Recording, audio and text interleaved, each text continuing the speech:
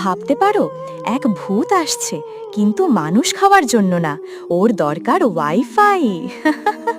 একটা ছেলে রাতে একা বাসায়, নেটফ্লিক্স দেখা শেষ, হঠাৎ ওয়াইফাই ডিসকানেক্ট।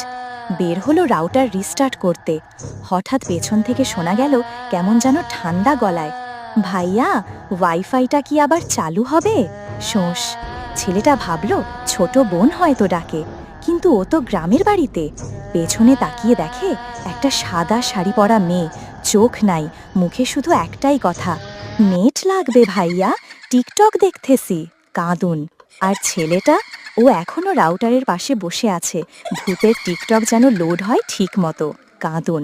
তুমি সাবস্ক্রাইব না করলে ভূতটা কিন্তু তোমার ওয়াইফাইও চেয়ে বসতে পারে, সাবধান, এখনই সাবস্ক্রাইব করো, নয়তো ভাইয়া, নেট চাই, ভূত শোঁস পোপোস পোষোস।